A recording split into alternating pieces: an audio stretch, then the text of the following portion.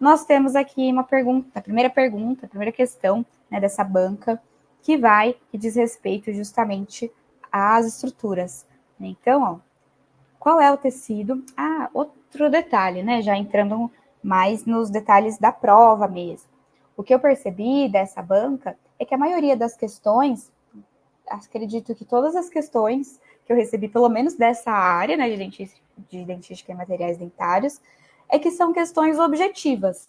Né? Não tem muito aquelas questões que confundem um pouco, né, de verdadeiro ou falso, ou de associar colunas.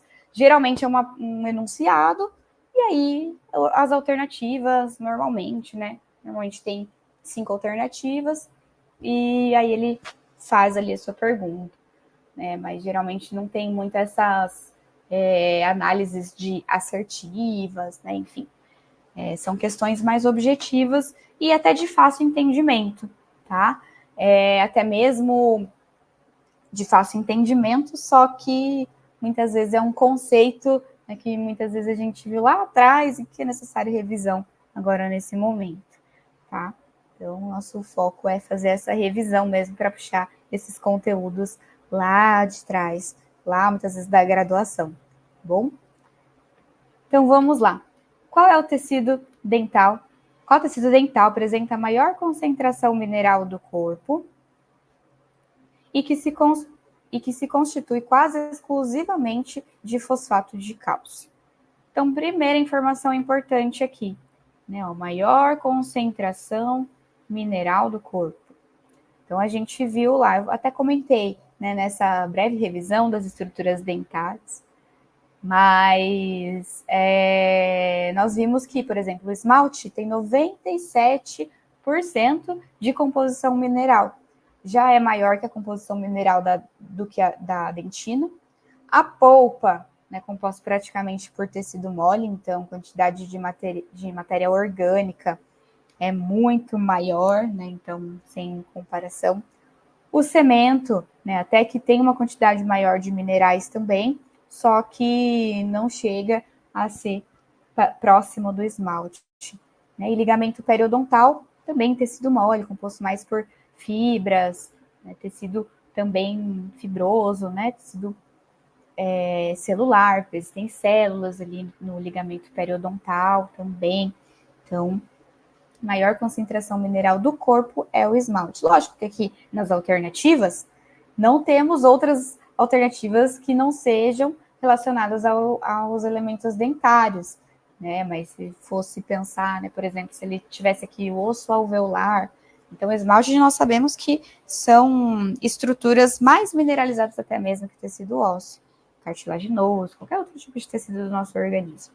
Tá? Então, esmalte é o tecido dental que mais apresenta concentração de minerais. E até mesmo, né, o tecido do nosso organismo que mais tem presença de minerais, certo? E aí, né, que poderia confundir principalmente de fosfato de cálcio. Daí a gente precisaria, às vezes, talvez confundiria. Nossa, mas será que o esmalte tem fosfato de cálcio, né? Enfim. Mas só de olhar aqui para a primeira frase dessa primeira sentença aqui, né, dessa pergunta, a gente, primeira informação dessa pergunta, a gente já tem essa noção, né? Não precisaria ter essa dúvida sobre o fosfato de cálcio, embora a gente é o mineral que está em maior quantidade na composição do esmalte, certo? Então, a alternativa correta, esmalte.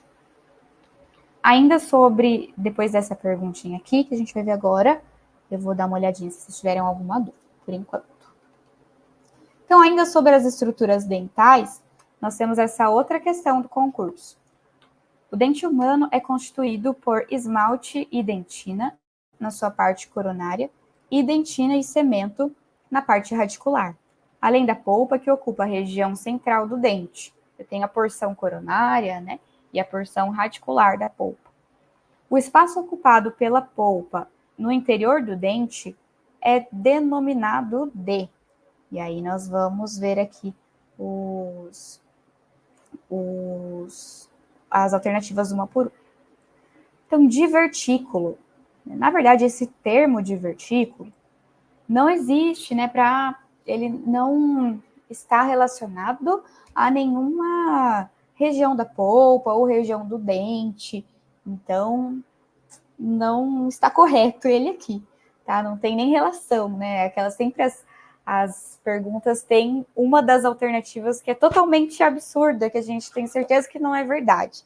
Mas às vezes, né, se confunde alguma coisa, às vezes a gente pensa, né? Que palavra diferente, será que eu que não estou lembrando mesmo, né? Mas na verdade seria essa alternativa mais longe, né, do que a gente tem de verdadeiro.